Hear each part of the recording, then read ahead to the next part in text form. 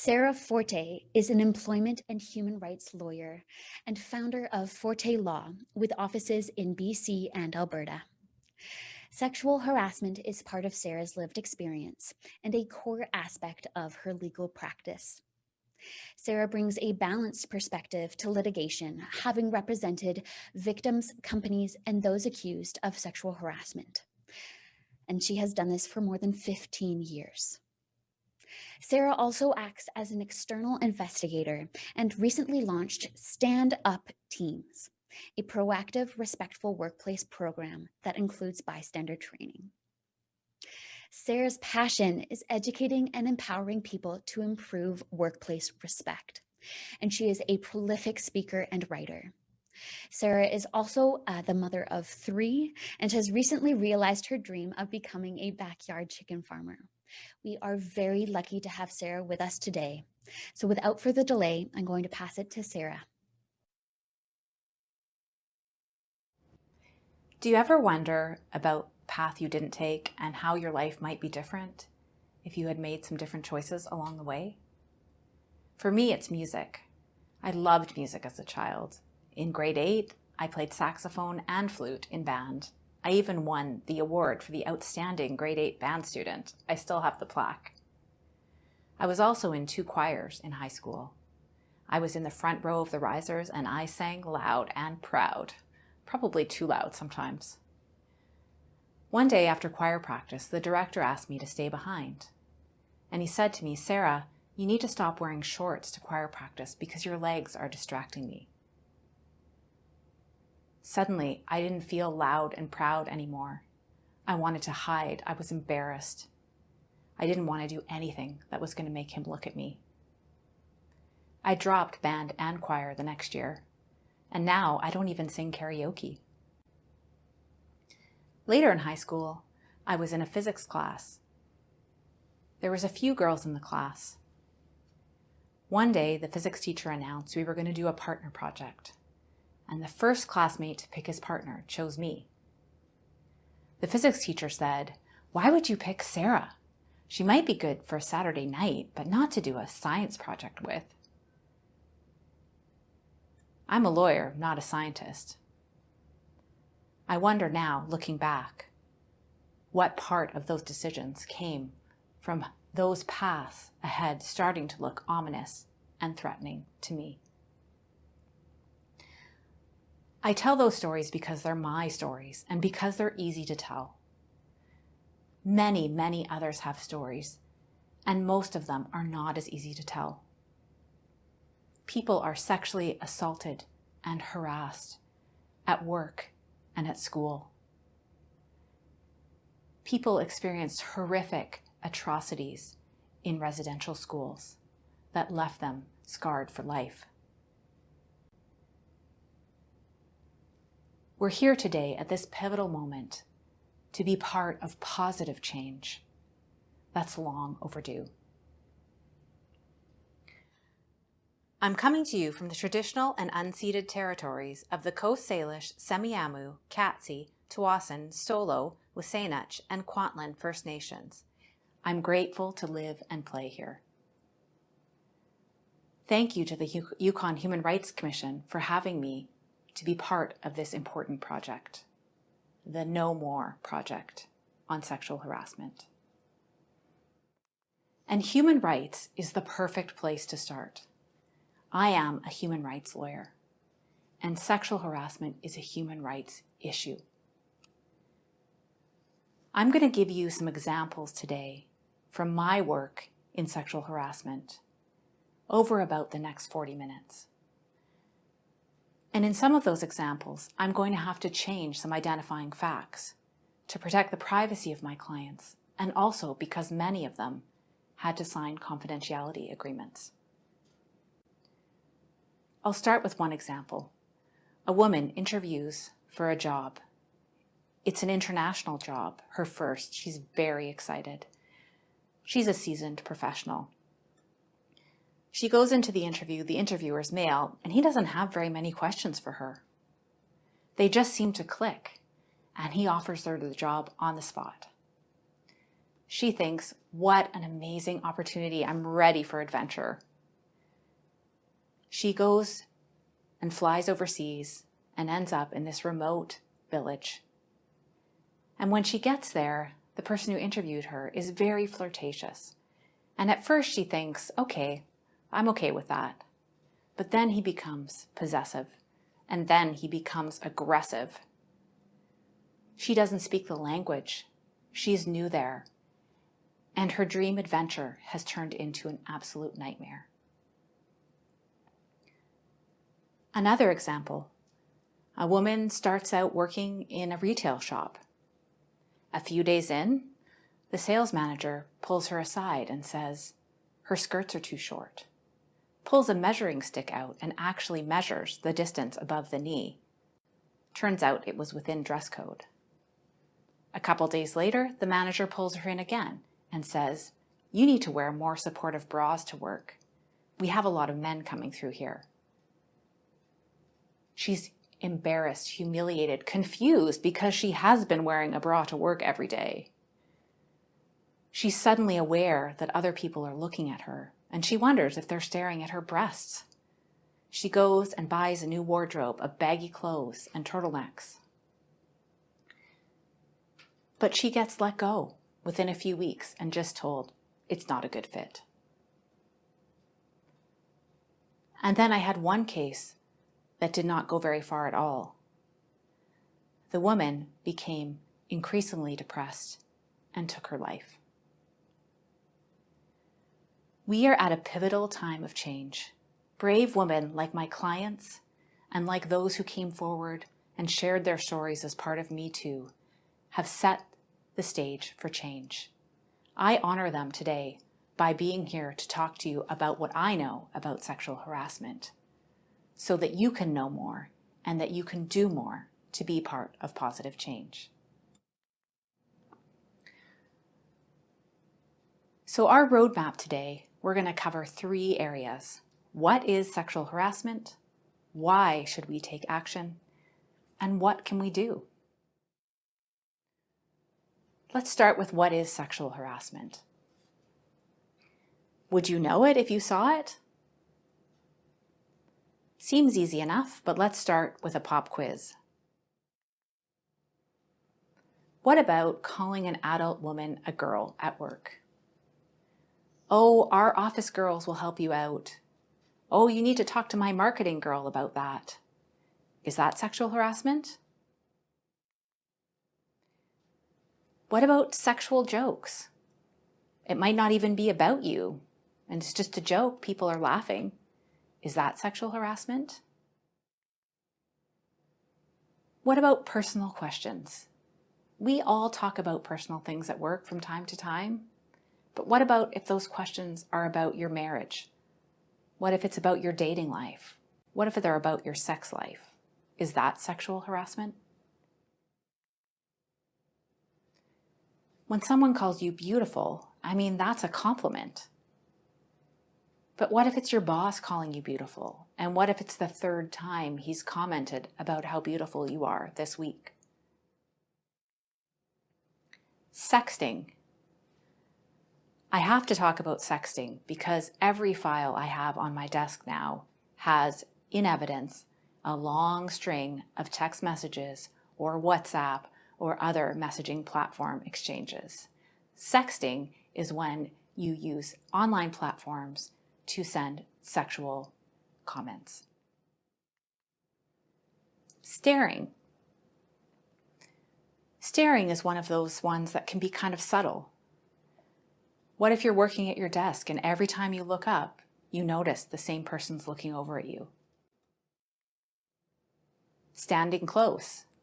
Of course, in this pandemic, there's a whole host of problems with standing close to people. But what if someone's invading your personal space? They're just standing closer to you than they need to, and they're doing it consistently. Innuendo. What if there's no express sexual or romantic content in what people are saying, but you're feeling the undertone and the suggestions behind it? Can that be sexual harassment? Objectifying. This is when comments about your appearance are made more often than comments about your work. You're viewed as an object, not a contributor. And what about love notes? I mean, love notes don't necessarily have to be sexual. They can be romantic. Maybe it even comes with a gift, like a teddy bear or some flowers. Can that be sexual harassment? And sexual comments.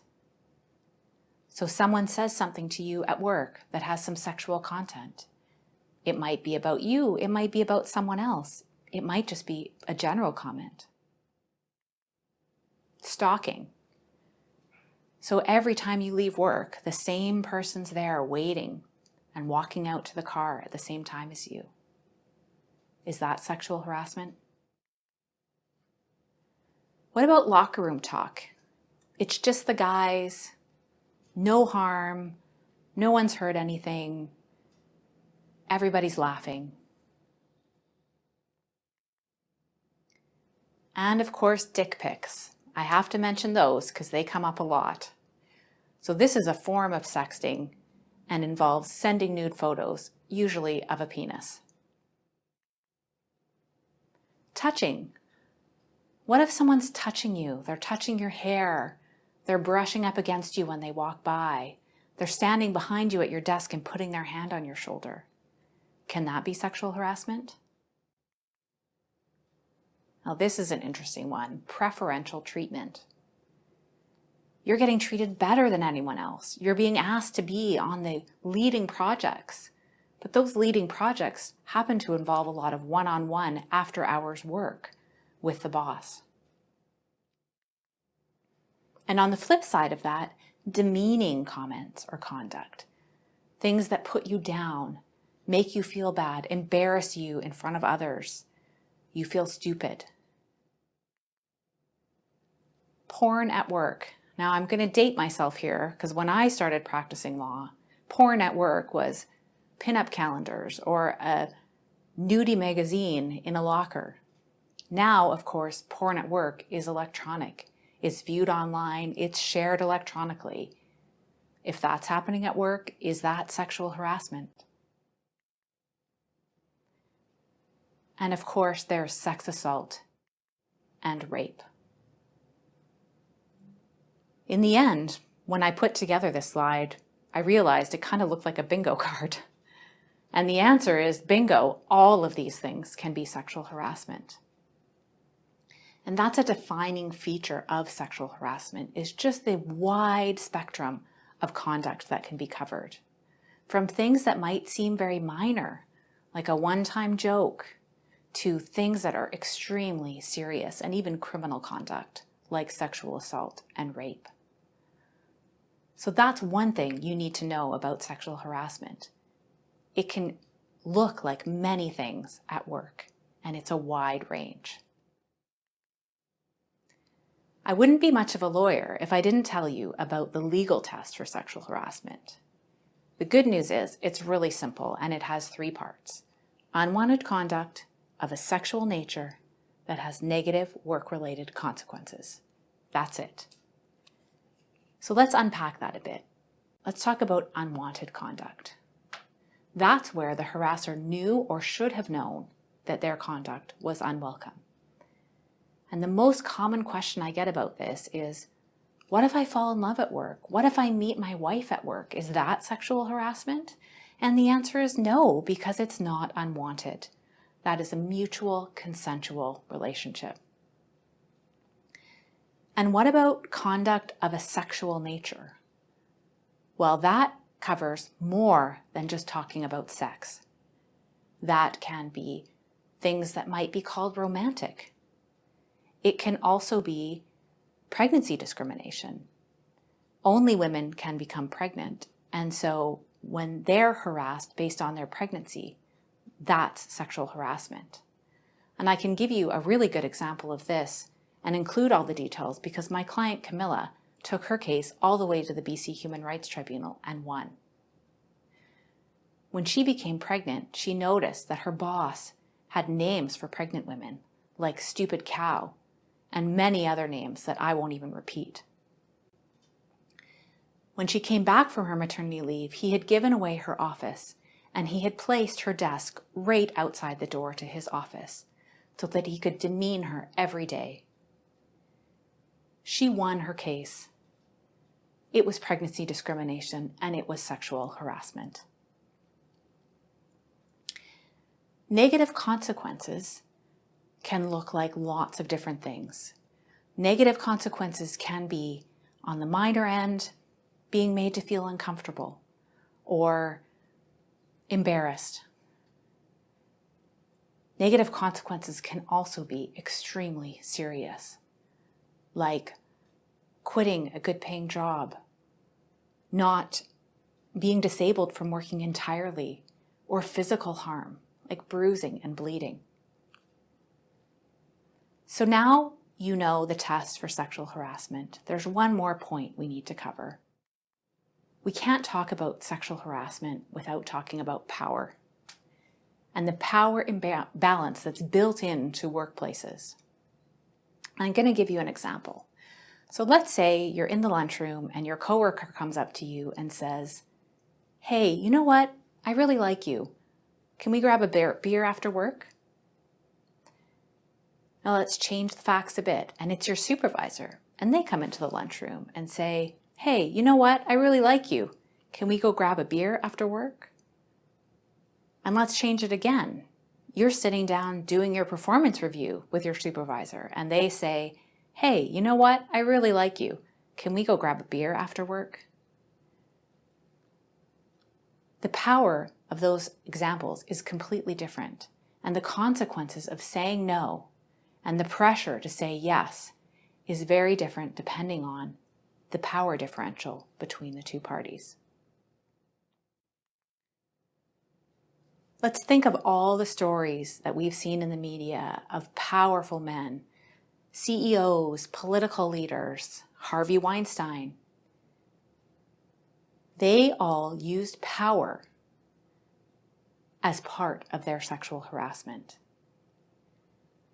If you're in a position of power and you're engaging in any kind of sexual relationship at work, the responsibility is huge on you to make sure that it's truly wanted.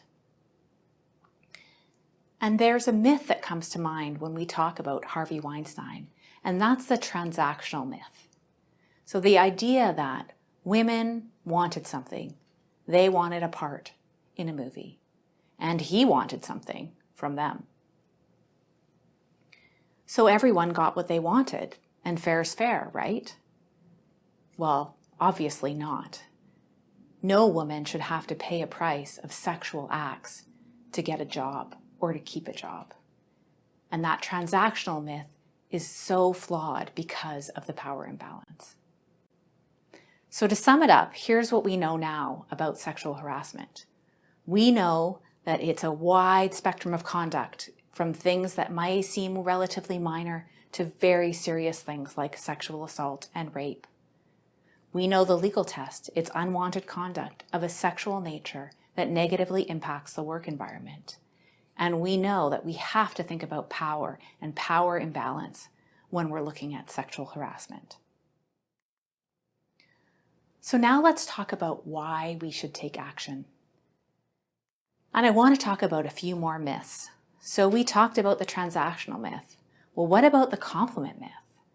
You should be happy to be getting all this attention. It's a compliment to be told you're beautiful. These are good comments that should make you feel good.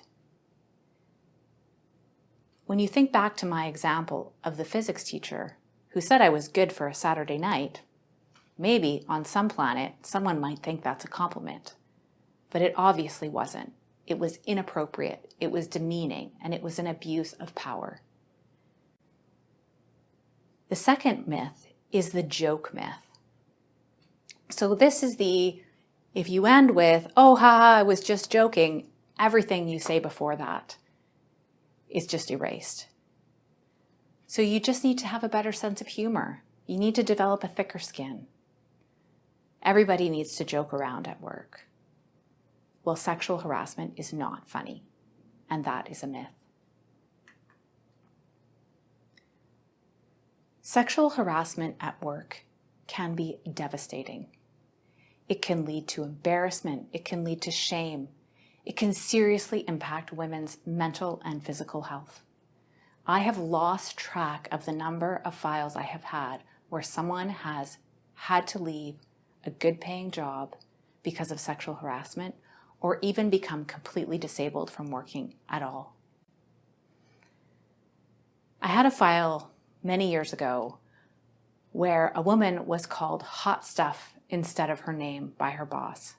They worked together for years and he always called her hot stuff. Eventually, she worked up the courage to tell him that she didn't want him to call her that. It made her feel uncomfortable, and could he just call her her name? He continued. He thought it was pretty funny. And then she said, "At least can you not call me hot stuff in front of customers? That's really embarrassing." Well, he did it again. A bunch of customers were there and he said, "Oh, well, hot stuff here can go get you some coffee." And they all had a good laugh at her expense. Well, that was the straw that broke the camel's back for her, and she quit. She was a single mom. She had limited education, and she'd spent most of her working life working in that company. She certainly wasn't going to get a good reference, and she was out of work for a very long time. I've had many clients break down during interviews with me, talking about what's happened to them. I still remember one client who cried so hard her whole body was shaking, and I could feel her pain across the table. The harm of sexual harassment is very real.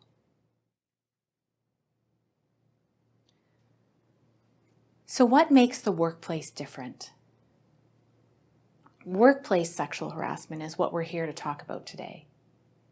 And work is different because we need work. We need work to pay our bills. We need work to put food on our table. We've invested a lot of time and energy, maybe to get education, to have a specific kind of job. There might not be others available. That impacts workplace sexual harassment. And I'll give you an example. If you run into someone at a bar and they say something obscene to you that's offensive, you can throw your drink in their face and turn around and walk away.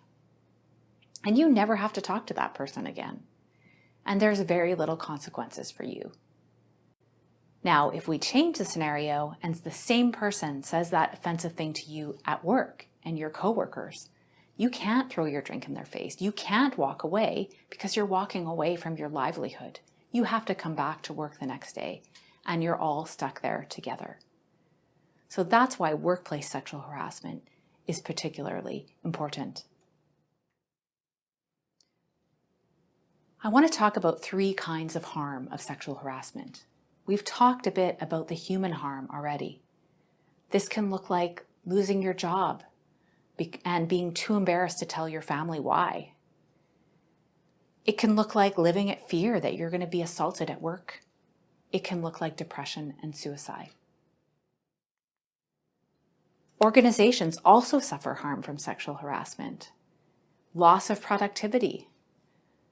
Just think of the person that has to take the long way to the bathroom every time because they don't want to walk by someone's office. There's sick leave costs and turnover. These are all real costs for organizations. And of course, the costs of legal claims and negative media attention. But at the core of costs for organizations is the cost to effective teamwork.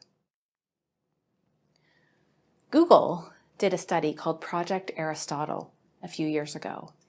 This was a 2-year study with 180 teams and 37,000 employees. And what they were trying to find out was, at Google, what makes the perfect team? What makes a team effective and successful?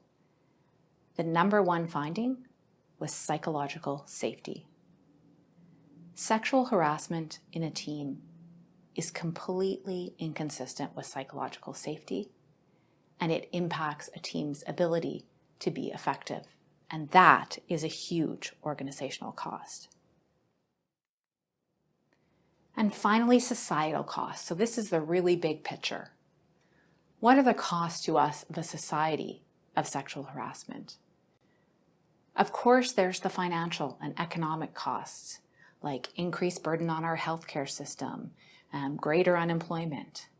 But more fundamentally, on a human rights level, the cost is fewer women participating in the workforce.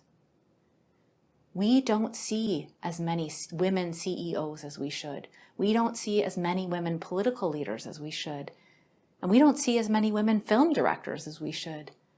And in part, that is because of sexual harassment that pushes women out of the workplace and holds them back. That's the greatest loss. So now we're on to the fun part. What can we do? We know what sexual harassment is, and we know we need to take action.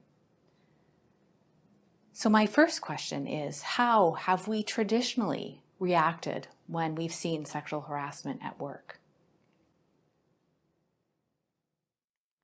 Silence. Traditionally, we've done nothing. It's none of our business. We certainly aren't going to intrude on someone else's personal affairs. We need to move away from the culture of silence. And our overall global outlook now is sexual harassment is not okay, and bystanders need to take action. So how do we change? How do we move from a culture of silence? Is it harassment training? Is that the answer? That seems like an obvious one. Unfortunately, studies have shown that traditional harassment training is not effective. All the focus is on the victims, that they should speak up, and on the harassers, that they should stop. And that just doesn't work. I think of a friend who took harassment training. He's a man. And I was very excited to talk to him about the harassment training he'd had at work because this is what I do. And so I said, well, how was it? And he said, it's 2 hours of my life I am never going to get back. And I was horrified. Of course, harassment training is so important and it's so interesting. Why would you say that? And he said, because I'm never going to harass anyone and I'm never going to be harassed. So it's irrelevant to me. Now, he's a white man in a management position. He's well educated. He's probably never going to be harassed. And he's a nice guy. And I agree, he's probably never going to harass anyone. So where does that leave him? What's his role in the workplace? Is sexual harassment relevant to him? I made this chart of workplaces in general. And you can see I've got 20% victims here, and that's based on Stats Canada surveys showing 1 in 5 are sexually harassed. And then I've got 10% for perpetrators or harassers, because of course we know that harassers tend to act out towards multiple victims. But the overwhelming part of this 70% is other. What is this other? This other are silent bystanders. So how do we engage this silent majority? Because bystanders are the key to ending sexual harassment. For bystanders to move from silence to action, they need 3 things. They need to know how to identify harassment when they see it. They need to know what to do when they see it. And they need to know that the organization supports them to take action. And that's what bystander training is all about. I'm going to tell my own bystander story, which I tell in almost every bystander training session that I do. I had just started my first big office job. I won't tell you the year, but I was wearing a mauve suit. I was in a sea of cubicles, and I was just so proud to be there. Most of the people in the cubicles around me were women, and most of the men were in offices that surrounded the cubicles. I was working away at my computer, and a male manager comes up and stands behind one of the women in the cubicles near me, and he starts giving her a shoulder massage. And I am shocked, and I'm looking around, and no one else is saying anything, and no one else is doing anything. So I didn't say anything and I didn't do anything. And I still wonder to this day, what would have happened if I asked that woman if she was okay? Would she have said, oh, actually, he's an RMT and I've got this chronic neck pain. It's really helping me out. Or would she have said, I sit and cry in my car every morning before I come into work because I know he's going to touch me? I'll never know the answer to that because I didn't ask the question. I stayed silent. And I still carry around that guilt with me every day. Every time I give a bystander training session, I have someone come up to me at the break or after who says they had a similar story and shares something that they saw and they didn't take action about, and they are still carrying around that guilt to today. So how do we break the silence? Let's talk about some strategies. This slide is from our stand-up team's bystander training, where we do a workshop exploring a whole array of different bystander intervention strategies. The only similarity between these strategies is they're all something other than silence. So let's start with direct. Direct is the big and the bold. You march in there and you address that issue head on. So let's go back to my shoulder massage scenario. If I wanted to have a direct strategy, I could have walked over there and said, get your hands off her. That's not appropriate at work.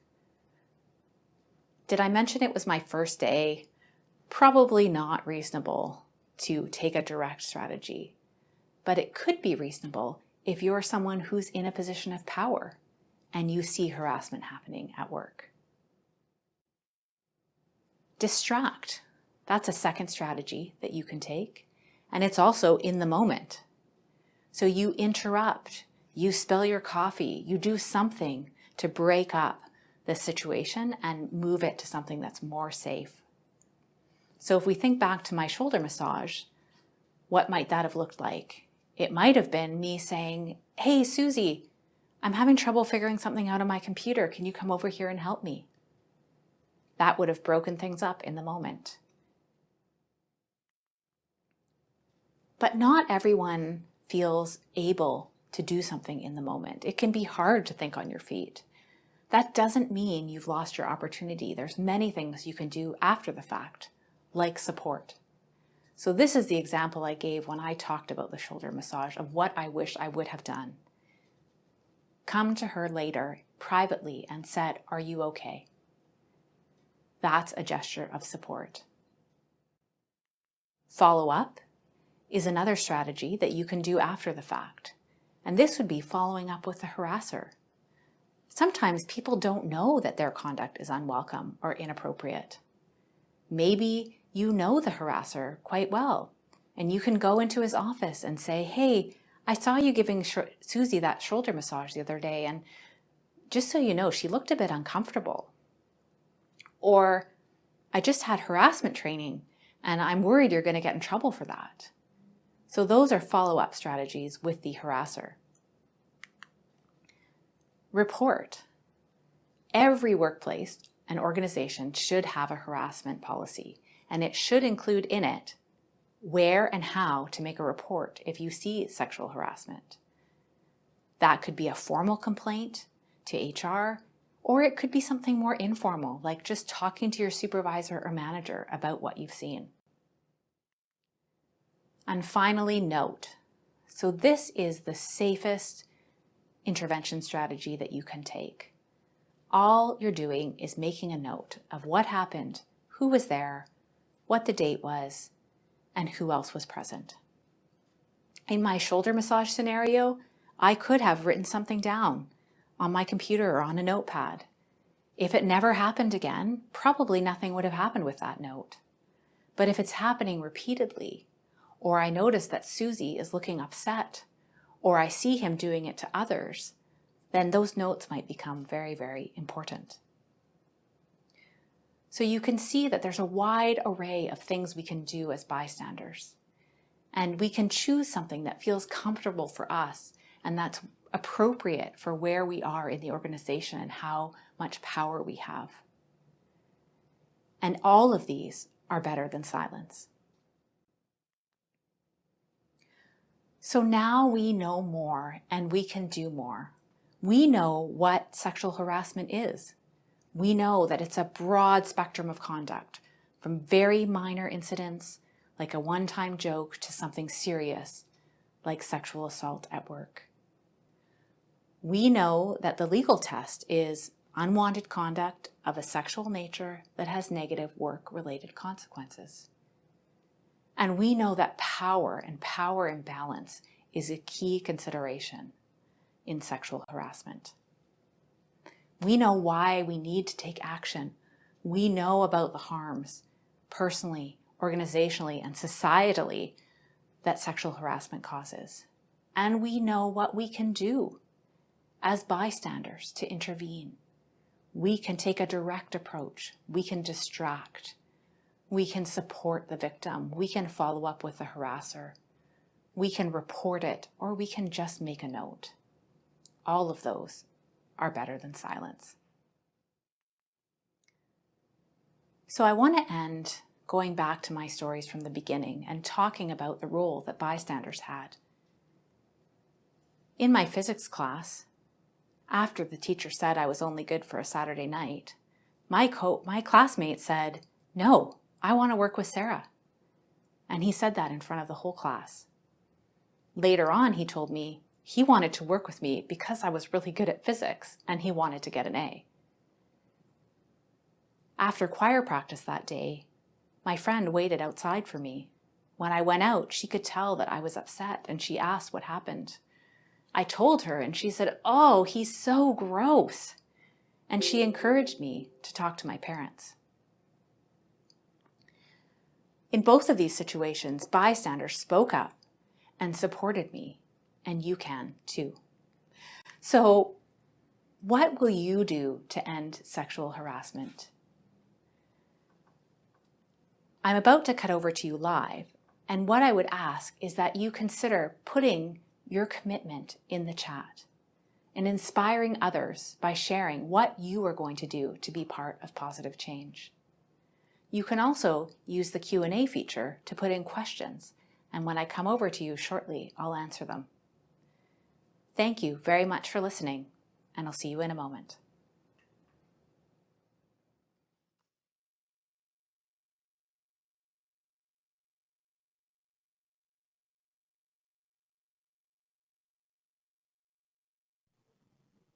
Hi, happy to be coming to you live at the end of the presentation. Thank you all for listening. I'm super excited to be here, coming to you from my basement now and answering questions and talking about commitments. I'm very excited to see the first commitment came in from Tashi here. I commit to intervening if I find myself as a bystander to workplace sexual harassment. That's a great commitment. Thank you, Tashi, for starting that off. I'd love to see more on this feed. And I have a question here. We know that workplace sexual harassment does not impact women only. How often do you come across cases where people of another sex or gender are targets of sexual harassment in the workplace? That's a very good question. And what I can say is the vast majority of the sexual harassment cases that I've been involved with, read, or heard about involve sexual harassment against women. It's by far the majority of the cases that are coming up, but there are also cases of sexual harassment against men and also, of course, dealing with gender identity issues and trans people. So the question is how often, because the first sentence is, we know it doesn't only impact women. And the answer is not nearly as often, but it certainly does come up. So I have Jillian here. I commit to sharing the information I learned today with my coworkers and networks. And thank you so much, Jillian, for doing that. I direct you to our Stand Up Teams website if you are looking for information to share. And you can also look on our LinkedIn. If you're on LinkedIn, Stand Up Teams has a really active feed there where we're putting out information about bystander activism, discrimination, and harassment. And so if you're looking to learn more or share information, that's a great place to start. And I also just suggest Googling. There's lots of articles out there on the internet about bystander training or bystander intervention, and those are great places to start if you're looking to learn more. I've got Lake on here. I commit to taking this training to my team of HR professionals and all of the managers at my department. I will also invite the Human Rights Commission to come to our managers forum. Great, thank you so much, Lake. Are there any other questions that are out there? I'm happy to answer them or to field more commitments on here. So I've got Sharon. Thank you, Sarah. Great presentation. I too commit to intervening if I find myself witnessing, hearing, or noticing workplace sexual harassment against women, and Two-Spirit Plus individuals. That's fantastic, Sharon. Thank you so much. And I'm hopeful that the strategies that I provided and the slides will be available on the resource section. So it would be something you could share at your workplaces or take back for future reference. So I've got another question on here. Recently, both Governor Andrew Cuomo and the Deputy Chief of the Ottawa Police Service defended allegations of workplace sexual harassment against them as the victim misunderstanding or misinterpreting the behaviors giving rise to the complaints. Do you have any thoughts or reactions to the attempt to defend allegations as a misunderstanding? You know, I read an article recently and shared it on LinkedIn, which was written by one of the women that has come forward against Governor Cuomo, and she describes being asked to play strip poker on a work-related flight, and also being kissed by Governor Cuomo. So I think that's a stretch to put those as misunderstanding or misinterpreting conduct. And I think the key part there is always to go back to the test for sexual harassment. You know, there's this sort of common myth of like sexual harassment is hard to define, or it's hard to know when it's happening. Well, we know now it's a three-part test. It's unwelcome conduct of a sexual nature that has negative work-related consequences. And I always kind of go to that second leg of a sexual nature. And I think when you've got your boss asking you to play strip poker or kissing you, it is, you know, difficult to defend that under an umbrella of misunderstanding. Leslie says, I commit to making sure that when I start in a position, employees know that while I have a lot of tolerance for a lot of things as a manager, sexual harassment and other forms of discrimination is not one of them. That's a great, very well put, Leslie. And I think, you know, that what that does is it enables bystanders when the leadership is stating expectations and leading in a way that shows this behavior is unacceptable. What that does is it empowers your team, even if you're not there, as bystanders to intervene, because it's very clear what the rules are, and that is not, you have no tolerance for that, as you've put it. So that's a really great commitment to make as a leader, which not only impacts yourself, but it also impacts bystanders who are in your workplace. I've got Rachel on here. Rachel, I have been a victim of sexual harassment assault in my workplace with a founded internal investigation. How can a harasser be founded in the workplace but not in the law?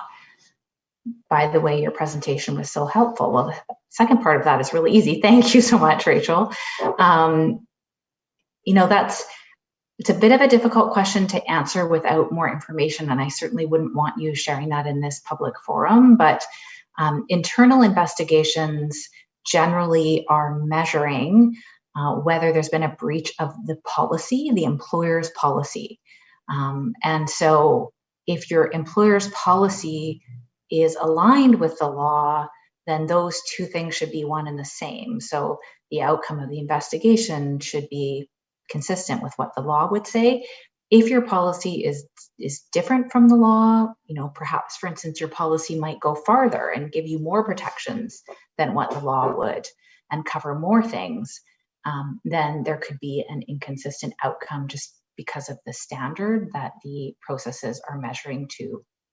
Every legal process has its own unique standard. I think we heard a little bit about that from the different agencies that presented earlier today.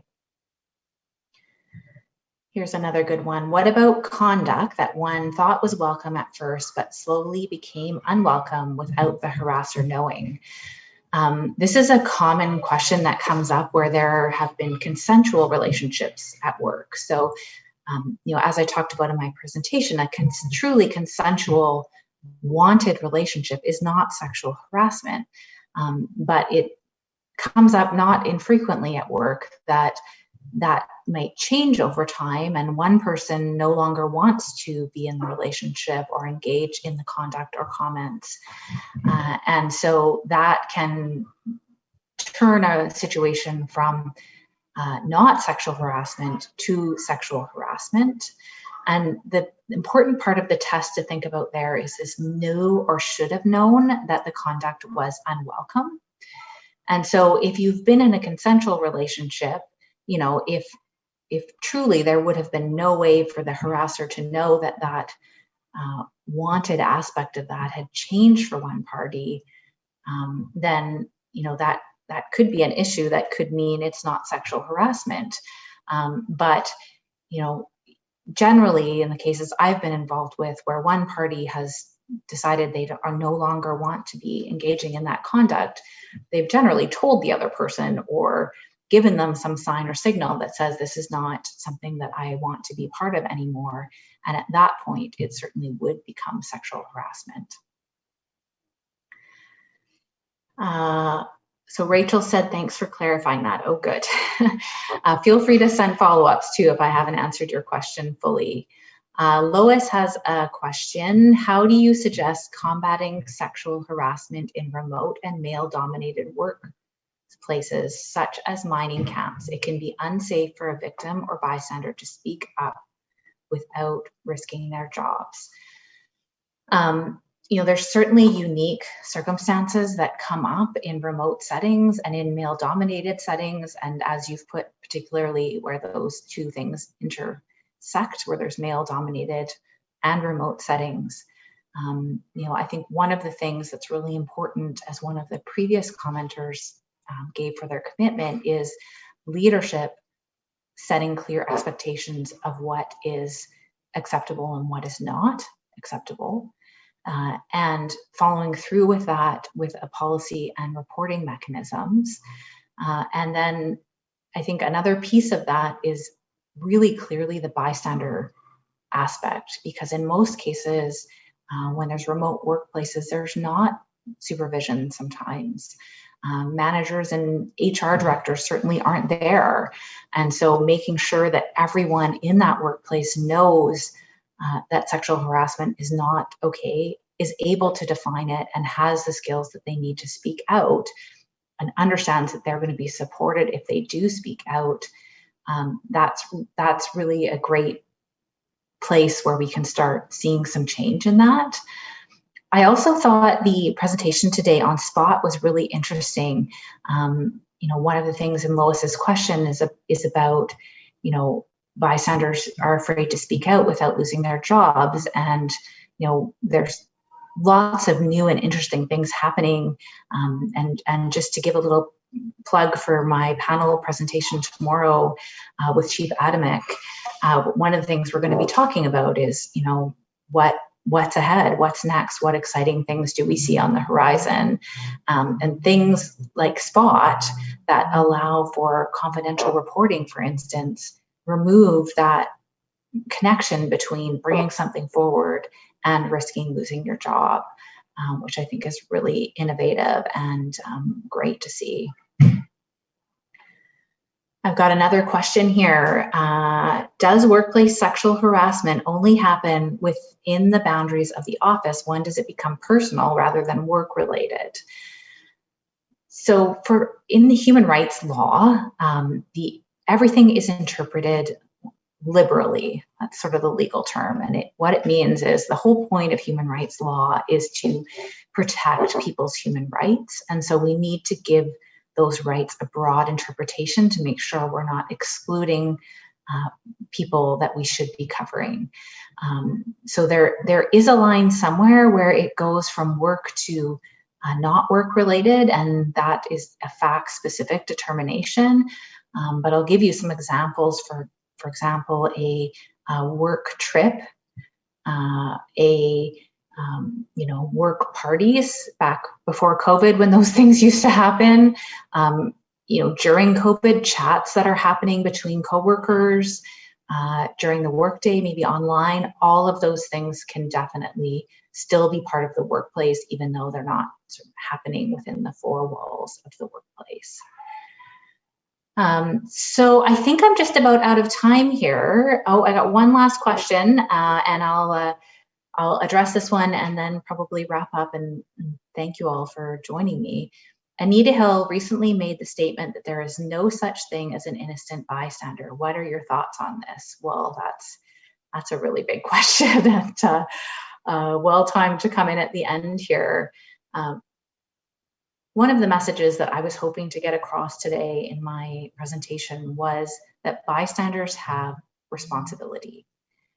And we all share responsibility to speak out when we see harassment. It's not just the victim's responsibility to speak up. It's not just the harasser's responsibility to stop. And it's not just leadership's responsibility to set rules. We all have to reinforce a culture of respect. But what I like to flip it is to a little more of a positive lens, which is what are our opportunities as bystanders? So many people that I talk to want to be part of change, and they want to speak up, and they want to help their coworkers create a safe workplace.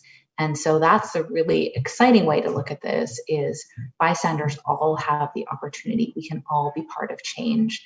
It's not something that just rests in the hands of leadership. We can all be a part of it. So with that, I'll wrap up. Thank you so much for coming to my presentation and for your commitments. I encourage you to continue thinking about what commitments you can make. And I encourage you to tune in tomorrow to more of this amazing conference, including the panel discussion with myself and Chief Adamak. Thank you. Thank you so much, Sarah. What a fantastic message to leave us with today. So folks, that brings us to the closing of the first day of No More. The Yukon Human Rights Commission would like to thank all of our partners who made this such a fantastic, informative, and engaging first day. I hope we all had many learning moments, and that our speakers sparked some movement towards a Yukon without workplace sexual harassment.